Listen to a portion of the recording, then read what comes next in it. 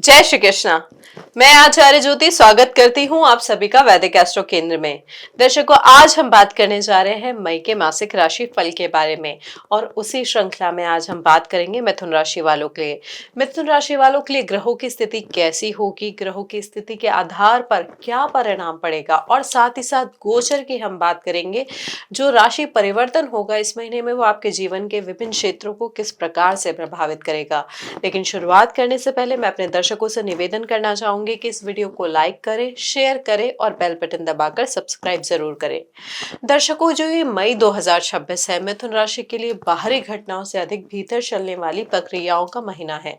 यह समय आपको बदलने से पहले आपको स्वयं से मिलवाने आया है। इस दौरान गुरु आपकी ही राशि में यानी आपके लग्न में गोचर कर रहे हैं, जिससे सोच का जो विस्तार है स्वाभाविक हो जाता है। यहाँ पे मंगल भी चतुर्थ जो दृष्टि है उससे आपको दृश्य कर रहे हैं लग्न को। यहाँ पे देखिए, केवल सकारात्मक या जो प्रेरक नहीं हो सकता है विस्तार। गुरु का लग्न में होना 1.25 लाख दोषों को जरूर हरता है, लेकिन यहाँ पे जो दृष्टि है, मंगल की दृष्टि हो रही है, राहु की दृष्टि हो रही है, तो उस वजह से कहीं ना आपकी अपनी आदतें, मानसिक दोहराव और पुराने पैटर्न से भी आपको कहीं ना कहीं रूबरू करा सकती है। कुछ चीजें अच्छी होंगी, आपके फेवर में जाएगी, कहीं ना कुछ चीजें इल्यूजन क्रिएट कर सकती है, एग्रेसिव रिएक्शन भी लेकर आ सकती है। आप समझ नहीं पाएंगे कि आप लोगों को इतना ज्ञान देने की प्रयास कर रहे हैं, गाइडेंस देने का प्रयास कर रहे हैं, लेकिन वो आपके ऊपर उल्टा क्यों आ रहा है। इस तरीके की स्थिति मिथुन राशि के लिए मई के माह में हो सकती है। यहाँ पर देखिए, विचार बहुत सारे आएंगे इस महीने आपके पास, योजना यानी प्लानिंग भी बहुत सारी होगी, लेकिन मन में जो ठहराव है वो कम महसूस होगा। अब मिथुन राशि को अगर हम समझे तो बहुत ज्यादा थॉट प्रोसेस इनका होता है इंटेंस, बहुत चीजें सोचते हैं। जब गुरु यानी गुरु बृहस्पति लग्न में यानी मिथुन राशि में आ जाते हैं तो जो दिमाग होता है लगातार बहुत सारे ऑप्शंस को एक्सप्लोर करता है, इनोवेट करता है। हर डिसीजन जो आप लेते हैं, हर निर्णय जो आप लेते हैं, उससे पहले आप हर संभावना को तोलते हैं। यही कारण है कि निर्णय लेने की जो डिसीजन होती है, जो प्रक्रिया होता है, वो बहुत लंबा हो जाता है। आप जानते हैं कि आप क्या कर सकते हैं, लेकिन यह डिसाइड करना आपके लिए कठिन हो जाता है कि अभी एक्चुअली क्या करना सबसे ज्यादा ठीक होगा। अब इस महीने जो सबसे इंटेंस कॉम्बिनेशन आपके लिए बन रहा है वो शनि मंगल का दशम भाव में मीन राशि में होना है। ये आपके कर्म भाव को तो सक्रिय कर रहा है, लेकिन यहाँ पर ये हो गया है कि काम अब केवल जिम्मेदारी नहीं रह जाता, बल्कि आपके लिए कहीं ना कहीं मानसिक भार भी बन जाता है। आप जितना कर रहे हैं उससे अधिक की अपेक्षा, उससे अधिक की एक्सपेक्टेशन आपसे की जा रही है, या कम से कम तो ऐसा ही आपको फील होगा इस महीने। यहाँ पे जो प्रॉब्लम है काम की क्वांटिटी नहीं है, बल्कि उसका जो रिजल्ट है और उसका जो अप्रिसिएशन है यानी जो वैलिडेशन है, उसके बीच का असंतुलन। यानी जो इतने आप मेहनत कर रहे हैं, इतनी सारी चीजें कर रहे हैं, लेकिन उसका परिणाम जो है वो उतना नहीं होगा जो आपने सोचा था। यहाँ पर शनि क्योंकि आपके कर्म भाव में है, आपके प्रोफेशन के भाव में है, यहाँ पे वो आपके एफर्ट्स को स्टेबल करने का प्रयास कर रहे हैं, वो थोड़े धीमे भी कर रहे हैं। साथ ही साथ मंगल जो कि तीव्र ऊर्जा के स्वामी होते हैं, वो उस ऊर्जा को तेज करने का प्रयास कर रहे हैं। तो बेसिकली यहाँ पे क्या है, कॉन्फ्लिक्टिंग एनर्जी काम कर रही है। यहाँ पे ना ये तनाव को बढ़ा देगी कि मैं पर्याप्त कर रहा हूं या नहीं, मैं जो कर रहा हूं वो ठीक है या नहीं। देखिए दर्शकों, ये जो महीना है ये समझाने का प्रयास कर रहा है कि हर परिश्रम का फल तुरंत नहीं मिलता, लेकिन हर परिश्रम व्यर्थ भी नहीं होता है। अब राहु की बात करें जो कि आपके भाग्य भाव में कुंभ राशि में है, तो यहाँ पर भविष्य और दिशा को लेकर प्रश्न खड़े हो सकते हैं। आपकी जो स्पिरिचुअलिटी है, आपके जो वैल्यूज है, जो आपके ट्रेडिशन है, आप उनको भी क्वेश्चन कर सकते हैं कि ये जो मैं फॉलो कर रहा हूँ क्या यही ठीक है मेरे लिए। हो सकता है आप किसी नए मंदिर, नए किसी और गुरु के पास जाके अपनी जो कनेक्शन है, जो अपना आध्यात्मिक स्वरूप है, उसको बदलने का प्रयास करें। आप यहाँ पे ये जानना चाह रहे हैं कि जो रास्ता आप चुन रहे हैं वह आपके आगे के समय में आपको कहाँ लेके जाएगा। देखिए, सोच तो प्रैक्टिकल है, लेकिन जब ये बहुत ज्यादा हो जाती है तो कहीं ना कहीं जो आपका प्रेजेंट है यानी जो वर्तमान है उसकी स्थिरता प्रभावित होने लगती है। अब वहीं केतु से भी दृष्ट हो रहा है कॉम्बिनेशन, जो सिंह राशि में बैठे हैं, तीसरे भाव में बैठे हैं। तो यहाँ पर आत्म प्रदर्शन, दिखावे और अनावश्यक साहस से दूरी कहीं ना कहीं बन जाती है। आप लोगों को प्रभावित करने के लिए नहीं, बल्कि अपने भीतर स्पष्टता लाने के लिए काम करना चाहते हैं। इसी कारण इस महीने आपको सामाजिक भूमिकाओं से भावनात्मक रूप से अलग भी हो सकते हैं। ऐसी फीलिंग भी आ सकती है, स्पेशली जो आपके नेबर्स हैं या छोटे भाई बहन हैं, उनके साथ आपका थोड़ा सा डिटैचमेंट भी आ सकता है। अब सूर्य और बुध की बात करें तो वो मेष राशि में आपके 11वें भाव में है। सूर्य जो आपके तीसरे भाव के स्वामी है और बुध जो कि आपके लग्नेश है। तो यहाँ पर ये आपके नेटवर्क, आपके गोल्स, आपके जो अचीवमेंट्स हैं उनको इम्प्रूव कर रहे हैं। देखिए सूर्य यहाँ पर उच्च के बैठे हैं, साथ में लग्नेश के साथ है, तो कहीं ना कहीं कम्युनिकेशन आपका इम्प्रूव हो रहा है। आपको थॉट्स की क्लैरिटी आ रही है, आप अपने पक्ष को रखने की अच्छे से क्षमता रख पा रहे हैं। लेकिन यहाँ पर ध्यान देने योग्य ये भी बात है कि ये जो स्पष्टता है कभी कभी तीखापन भी लेकर आ सकती है अपने साथ। आप सीधा बोलते हैं पर हर व्यक्ति उसे तीव्रता को जो है, उसकी जो तीक्ष्णता है, उसकी जो स्ट्रेट अप्रोच है उसको संभाल नहीं पाता। इसलिए कार्यस्थल या मित्रों के बीच संवाद में संतुलन बनाए रखना इस महीने आपके लिए बहुत इंपॉर्टेंट हो जाता है। अब बात करते हैं शुक्र की। शुक्र जो कि वृषभ राशि में आपके 12वें भाव में है, तो यह जो भाव है आपके भीतर की थकान को, भावनात्मक सुरक्षा को और विश्राम की आवश्यकता को उजागर कर रहा है। देखिए शुक्र यहाँ पे स्वराशि है और पंचमेश भी है, तो बाहर से आप यहाँ पे ना सामान्य और सक्रिय दिख सकते हैं, लेकिन भीतर कहीं एक स्तर पे ना कहीं आराम चाहता है। यह स्थिति ये भी संकेत देती है कि भौतिक सुख से अधिक मानसिक शांति की आवश्यकता पड़ेगी आपको इस महीने।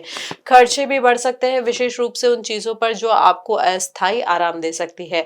मेडिटेशन की बात कर सकते हैं, रिट्रीट की बात कर सकते हैं, कहीं आप एक शॉर्ट ट्रिप पे भी जा सकते हैं। तो यहाँ सीख यही है कि हर आराम जो होता है, समाधान थोड़े समय के लिए हो सकता है और हर खर्च जो है थोड़ा संतोष भी दे सकता है, लेकिन यहाँ पे ये हमेशा के लिए स्थायित्व नहीं दे सकता। तो स्थिरता पर आपको विचार करने की आवश्यकता होगी इस महीने। अब एक और महत्वपूर्ण चीज इस महीने जो हो रही है वो चंद्रमा के अलावा बाकी सारे जो ग्रह हैं वो केतु और राहु के बीच में आ गए हैं। देखिए सामान्य रूप से जो हमारे वैदिक शास्त्र है उसमें इस योग का नाम नहीं है, लेकिन जो प्रचलित नाम है जिसे हम कहते हैं काल सर्प दोष, तो यहाँ पे इसका एक मानसिक रूप से प्रभाव होता है। देखिए कोई भी ग्रह की स्थिति होती है मानसिक रूप से, शारीरिक रूप से, आत्मिक रूप से आपको प्रभावित करती है। तो जब सारे ग्रह केतु और राहु के बीच में आ जाते हैं तो कहीं ना कहीं माइंड का जो एक पार्ट है वो बहुत ज्यादा एक्टिव हो जाता है और दूसरा कहीं ना कहीं उतना एक्टिव नहीं रहता है। यहाँ पे कभी किसी व्यक्ति के इमोशंस हावी हो जाते हैं, कभी किसी व्यक्ति का कर्म हावी हो जाता है। अब जैसे हमारे मिथुन राशि के जातक है उनके लिए इस वक्त जो कर्म भाव है वो बहुत ज्यादा एक्टिव है। तो कई हमारे जो मिथुन राशि के जातक है हो सकता है अपना स्टार्टअप भी ओपन करे। स्टार्टअप वो हो सकता है किसी इनोवेटिव फील्ड में या कम्युनिकेशन से रिलेटेड या एमएनसी से भी रिलेटेड। हो सकता है आप अपने फ्रेंड्स के साथ कोई बिजनेस भी इनिशिएट करने का प्लान कर रहे हो। तो यहाँ पे ग्रहों की स्थिति और ये काल सर्प योग यहाँ पे इस तरीके से आपको मानसिक रूप से भी प्रभावित कर सकता है। अब यहाँ पे ग्रहों की स्थिति की बात करें, गोचर की बात करें, तो 14 मई को जो है मंगल मेष में प्रवेश कर जाएंगे आपके 11वें भाव में, और फिर उसके बाद जो है शुक्र वो मिथुन राशि में यानी आपके लग्न में प्रवेश कर जाएंगे 14 मई को। 15 मई को सूर्य भी वृषभ राशि में प्रवेश कर जाएंगे यानी आपके 12वें भाव में। बुध जो आपके लग्नेश है, जिनका गोचर बहुत महत्वपूर्ण होता है, वो आपके राशि परिवर्तन करेंगे, वो चले जाएंगे मिथुन में 15 मई को। मिथुन जो कि आपके लग्नेश है उनकी बात करें तो वो 15 मई को चले जाएंगे वृषभ राशि में।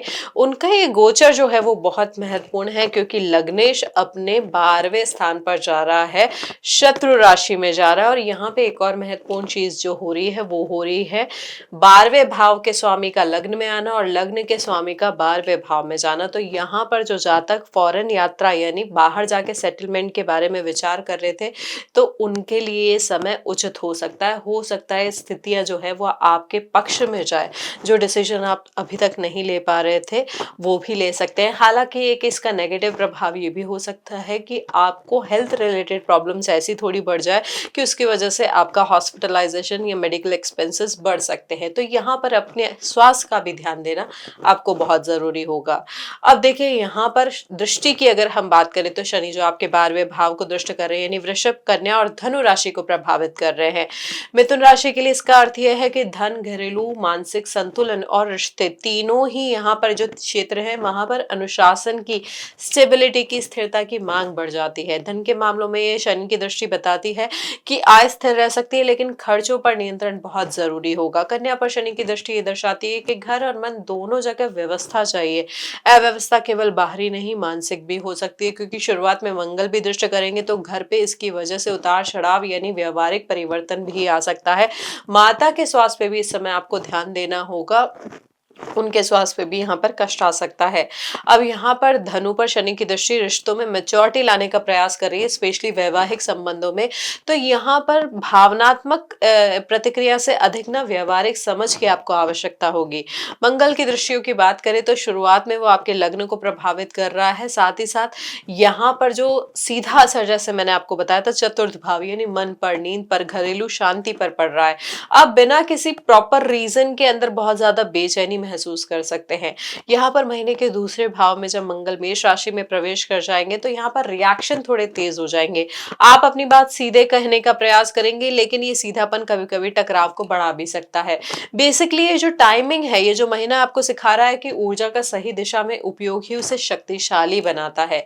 गुरु जो कि लग्नेश में बैठ के 1.25 लाख दोषों को वैसे ही हर रहे हैं, और उनकी दृष्टि की बात करें तो वो आपके त्रिकोण को यानी आपकी तुला राशि को, फिर आपके सप्तम भाव को और फिर आपके नवम भाव यानी कुंभ राशि को देख रहे हैं। तो यहाँ पर कहीं ना कहीं आपकी बुद्धि को वो संतुलित करने का प्रयास कर रहे हैं। हर डिसीजन सही या गलत नहीं होता, बल्कि कई बार केवल उचित या अनुचित के बीच की महीन लाइन के बीच में होता है। तो यहाँ पर ये आपको क्लैरिटी, यहाँ पे ये समझ आपको विकसित करनी होगी कि व्हाइट और ब्लैक नहीं होता सब कुछ, यहाँ पर कुछ ग्रेइश भी होता है जहाँ पे संतुलन बनाने की आपको जरूरत होती है। धनु पर जो गुरु की दृष्टि हो रही है, अब देखिए यहाँ पर एक और महत्वपूर्ण शो हो रही है चीज जिसे हम डबल ट्रांजिट कहते हैं यानी दोहरा गोचर कहते हैं ज्योतिष में। तो धनु राशि पे गुरु और शनि का दोनों का यहाँ पे दृष्टि आ रही है। तो हो सकता है जो सिंगल जातक है जिनका अभी तक विवाह नहीं हुआ हो, उनके विवाह के योग भी बन सकते हैं। वैवाहिक जीवन में जो कष्ट आ रहे थे वहां पर कुछ रिफॉर्मेशन आ सकता है या नई शुरुआत भी हो सकती है। जो स्पाउस है आपका, हो सकता है वो अपने रहने के स्तर को, रहने के तरीके को, अपने पहनावे को, अपनी ड्रेसिंग को, अपने हेयर स्टाइल को भी बदल सकता है यहाँ पे। तो यहाँ पर ग्रहों की स्थिति इस प्रकार से प्रभाव डाल रही है। बेसिकली यहाँ पर एक और चीज आपको समझने की जरूरत है, क्योंकि देखिए शनि की दृष्टि भी है, मंगल भी केंद्र में आ जा रहा है, गुरु भी लग्न से दृष्टि कर रहा है। तो यहाँ पर पुराने विश्वासों की परीक्षा भी हो सकती है। जो यहाँ पर स्टेबल रह पाएंगे स्थिरता के साथ, वो आगे चलकर आपके जीवन का आधार बन सकते हैं। तो यहाँ पर ये जो ग्रहों की दृष्टि है इस प्रकार से आपको प्रभावित कर रही है। यहाँ पर सबसे जो महत्वपूर्ण, सबसे क्रिटिकल एरिया जो बन रहा है आपकी फैमिली के भाव का बन रहा है, चतुर्थ भाव बन रहा है, आपके मानसिक शांति का भाव बन रहा है। यहाँ पर कहीं ना कहीं जीवन में अचानक यानी सडन कुछ इवेंट्स आ सकते हैं। हो सकता है आप घर बदले, हो सकता है घर में कुछ चीजें बदलने का प्रयास करें। यहाँ पर घर के अंदर या घर से जुड़ी हुई चीजों में या फिर वाहन के साथ सावधानी बरतने की भी जरूरत होगी। असावधानी या जल्दबाजी से चोट लगने के योग भी इस समय बन रहे हैं। तो वाहन चलाते समय विशेष रूप से जल्दी या ध्यान भटकने की स्थिति में अतिरिक्त सतर्कता की आवश्यकता होगी। तो यहाँ पर लापरवाही को थोड़ा सा टालने का प्रयास करें, धीमे चले, सजग रहे। अब यहाँ पे हमने समझा कि वृहद स्तर पर क्या परिणाम आ सकता है ग्रहों के आधार पर। अब हम बात करेंगे कि आपके जीवन पर, आपके जीवन जो विभिन्न आयाम हैं उन पर ये गोचर क्या प्रभाव डालेंगे। रिश्तों से शुरुआत करते हैं। रिश्तों की बात करें तो यहाँ पर बाहर से ज्यादा भीतर चलने वाली प्रक्रिया का महीना है ये। आप लोगों से बात कर रहे हैं, जुड़ भी रहे हैं, लेकिन अंदर कहीं ना कहीं ये सवाल लगातार चल रहा है, आप वास्तव में यहाँ पर कितना अवेलेबल है। समझ यहाँ पर देखिए गहरी हो रही है, लेकिन कहीं ना कहीं केंद्र में गुरु, शनि, मंगल का प्रभाव आप के जो रिएक्शन है वहां पर थोड़ा सा खिंचाव लेकर आ रहा है। यहाँ पर तनाव भी तब पैदा ज्यादा हो जाता है जब आप उम्मीद ये करते हैं कि सामने वाला बिना कहे आपकी स्थिति को समझ ले। आमतौर पर लोग या तो ज्यादा बोलने लगेंगे इस महीने या पूरी तरीके से चुप हो जाएंगे। दोनों ही प्रतिक्रियाएं रिश्तों में दूरी को बढ़ा सकती है। यहाँ पे बेटर ये होगा कि आप शब्दों से पहले भावनाओं को समझें और हर बात तुरंत स्पष्ट करने के बजाय थोड़ा यहाँ पर साइलेंस या थोड़ी शांति बनाए रखने का प्रयास करें। इस महीने रिश्तों में कई बार चुप रहना ही सबसे सही संवाद साबित हो सकता है। लेकिन बहुत ज्यादा चुप हो जाना, अपने आप को क्लोज कर लेना, अपने आप को शट कर लेना, वो सोल्यूशन नहीं होगा। तो इस चीज का थोड़ा सा ध्यान रखें। अब आपके करियर की बात करें तो यहाँ पर दबाव वास्तविक से ज्यादा मानसिक आपको महसूस होगा। आप जितना कर रहे हैं उससे अधिक की अपेक्षा आप खुद से करने लग सकते हैं। यहाँ पर अंदर यही क्वेश्चन चलता रहेगा, जो आप कर रहे हैं वो इनफ है या नहीं। यहाँ पर शनि मंगल की जो ऊर्जा है, टग ऑफ वॉर यानी खिंचाव की स्थिति आपके लिए लेकर आ रही है। प्रोफेशन में आपकी मेहनत हो सकता है नहीं दिखाई दे। यहाँ पर लोग या तो खुद को जरूरत से ज्यादा थका देंगे, या फिर भीतर ही भीतर जो खिन्न होकर है चीजों से दूरी भी बना सकते हैं। यहाँ पर आप अपने काम को अगर लिमिट में क्लियर और रेगुलर बनाए रखेंगे तो आपका जो काम है वो विजिबल भी होगा, पहचान भी बनेगी, निरंतरता भी आएगी। तो यहाँ पर ना अपने व्यवहार को, अपनी मानसिक स्थिति को संतुलित रखना आपके लिए बहुत महत्वपूर्ण है। यहाँ पर हो सकता है कि आपकी जो पोजीशन है, जो आपकी जो स्थिति है, उसमें इम्प्रूवमेंट भी आ सकता है, लेकिन कहीं ना कहीं अपने आप को आपको स्थायित्व देना होगा, तभी आप चीजों को समझ पाएंगे और प्रोफेशनली कुछ गेन कर पाएंगे। अब यहाँ पर पढ़ाई और सीखने के मामलों की बात करें तो यहाँ पर क्षमताओं से भरा हुआ है ये महीना, लेकिन कहीं ना कहीं देखिए यहाँ पे जो हमारे जातक है मिथुन राशि के, उनका पढ़ाई में ना दिमाग थोड़ा बिखरा हुआ हो सकता है। स्पेशली वो चाह रहे हैं कि फॉरेन कंट्रीज से रिलेटेड कुछ कोर्स करें, वहां पे चीजों को समझने का प्रयास करें, गहराई में जाना चाह रहे हैं लेकिन जा नहीं पा रहे हैं। तो यहाँ पर इस वजह से ना तनाव बढ़ जा रहा है, क्योंकि आपकी खुद से ही एक्सपेक्टेशन बहुत ज्यादा है और उसके अकॉर्डिंग इमीडिएट जो रिजल्ट्स है वो आपको नहीं मिल रहे हैं। आमतौर पे यहाँ पे ये होगा कि स्टूडेंट्स या तो पढ़ाई को टालने का प्रयास करेंगे या बिना रुके खुद को थका देंगे। यहाँ पर ब्रेक की भी संभावना दिख रही है एजुकेशन में। तो यहाँ पर ध्यान रखें, छोटे लेकिन नियमित अध्ययन करें, यहाँ पर वो ज्यादा आपको अच्छा रिजल्ट देंगे। पैसों के मामले में बात करें तो जो महीना है उतार चढ़ाव वाला दिख रहा है। सब ठीक रहेगा ऐसा आपको लगेगा, लेकिन अचानक कहीं ना कहीं इनसिक्योरिटी आ सकती है फाइनेंशियल मैटर्स में। इसी वजह से लोग या तो बिना पूरी जांच के खर्च कर लेंगे या जरूरत से ज्यादा रोक लेंगे। दोनों ही स्थितियां संतुलन को बिगाड़ सकती है। हर आर्थिक निर्णय से पहले कोशिश करें थोड़ा रुके, खुद से पूछे कि ये निर्णय आपको इमीडिएट रिलीफ देने के लिए है या लॉन्ग टर्म आपकी जो प्लानिंग है फाइनेंशियल उसके लिए है। ये छोटा सा ठहराव कई गलत फैसलों को इस महीने रोक पाएगा आपके लिए। शारीरिक और मानसिक स्वास्थ्य के अनुसार अगर हम बात करें, देखिए यहाँ पे मानसिक शांति का जो भाव है वो बहुत ज्यादा प्रभावित हो रहा है, तो नींद में गड़बड़ी हो सकती है, उसकी वजह से ध्यान का भटकना इस महीने सामान्य हो सकता है। बेसिकली यहाँ पे समझने की कोशिश करें कि यहाँ पर जो प्रॉब्लम है वो आपके रिएक्शन, आपके ओवर एक्सर्शन से होगी। साथ ही साथ यहाँ पर ये भी ध्यान रखें, पैरों से जुड़ी हुई समस्या भी इस वक्त आ सकती है, घुटनों से जुड़ी हुई समस्या भी इस समय बढ़ सकती है। तो अगर ऐसी कोई समस्या आपको पहले से है तो उसका ध्यान रखें और समय पे इलाज कराएं। अब यहाँ पे बात करें अगर हम शेयर मार्केट की भी, तो शेयर मार्केट के लिहाज से यहाँ पर चीजें आपके फेवर में दिख रही है अगर आपने स्टेबल अप्रोच को अपनाया। यहाँ पर गवर्नमेंट रिलेटेड जो फंड्स हैं वो आपको अच्छा परफॉर्म करके दे सकते हैं, लेकिन पॉइंट हमेशा ये ध्यान रखें कि आप केवल कही सुनी बातों के बेसिस पे इन्वेस्ट ना करें। यहाँ पर आपका जो भी इन्वेस्टमेंट है स्ट्रैटेजिकली होना चाहिए, प्रॉपर रिसर्च से बैकअप होना चाहिए। गवर्नमेंट रिलेटेड भी जो प्रोजेक्ट्स हैं या जो स्टॉक्स हैं, जिन चीज़ों में आप इन्वेस्ट करने का प्लान कर रहे हैं, तो वहाँ पर ये भी देखिएगा कि उनके जो अभी मासिक परिणाम आए हैं या जो उनकी क्वार्टरली रिपोर्ट आई है उसके अकॉर्डिंग वो क्या कम्युनिकेट कर रहे हैं, यहाँ पर उनका कम्युनिकेशन भी मैटर करेगा। तो यहाँ पर इस प्रकार निवेश की संभावना आपके लिए बन तो रही है अच्छी, लेकिन यहाँ पर ध्यान भटकने से आपको बचना होगा। जो आपका डिसीजन होना चाहिए वो फर्म स्ट्रैटेजिकली अप्रूव्ड होना चाहिए। अब यहाँ पर हम विदेश यात्रा की बात करें तो विदेश यात्रा के हिसाब से जैसे मैंने बताया था, क्योंकि लग्न और 12वें भाव का परिवर्तन हो रहा है, तो यहाँ पर आपके लिए मौके अच्छे बन रहे हैं। आप चाहें तो यहाँ पर जो चीजें थी आपको दिखेंगी कि वो इम्प्रूव हो रही हैं, चाहे आपके वीजा से रिलेटेड, चाहे आपके इंटरव्यू से रिलेटेड। यहाँ पे गवर्नमेंट के थ्रू या फिर आपके एजुकेशन के थ्रू भी आपके लिए योग अच्छे बन रहे हैं, विदेश यात्रा के, विदेश में स्थायी निवास के भी। अब यह था आपके मई के मासिक राशिफल का विवेचन। अब हम बात करेंगे कुछ आसान से उपाय की, जिनको करके आप इस महीने अपने ग्रहों की स्थिति को प्रभावित कर सकते हैं, शांत कर सकते हैं, संतुलित कर सकते हैं।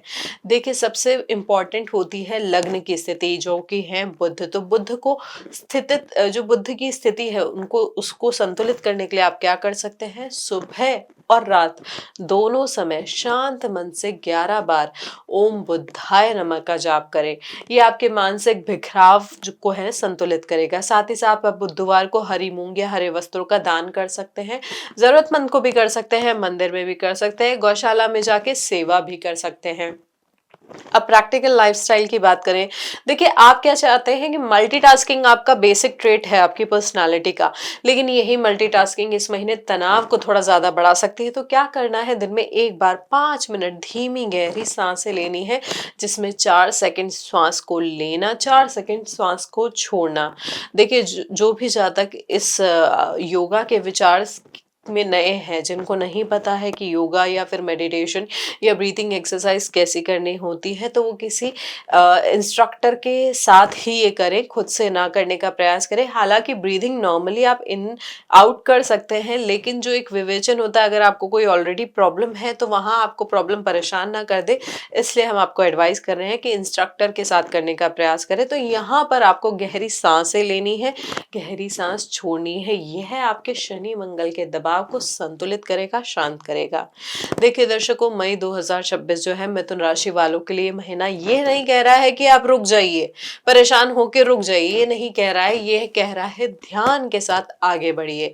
वाहन, घर, स्वास्थ्य और निर्णय, इन 4 क्षेत्रों में यदि आप इस महीने सजग रहे तो यही ग्रह स्थिति आपको मैच्योर और स्थिरता की ओर लेकर जाएगी, मैच्योरिटी की तरफ ले जाएगी। यह महीना आपको सिखा रहा है कि सुरक्षा डर से नहीं, जागरूकता से आती है। और जो लोग इस संकेत को समझ लेते हैं, उनके लिए शनि मंगल बाधा नहीं, अनुशासन बन जाते हैं। अगर आपको ये विश्लेषण, ये एनालिसिस अच्छा लगा हो, आपके रोजमर्रा के अनुभवों से जुड़ा लगा हो आपके राशि अनुसार, तो इसे शेयर जरूर करें, क्योंकि कई बार सही समय पर मिली सावधानी किसी बड़े असंतुलन को होने से पहले ही रोक देती है। तो दर्शकों, इस वीडियो को लाइक करें, शेयर करें, बेल बटन दबाकर चैनल को सब्सक्राइब जरूर करें। हरिओम।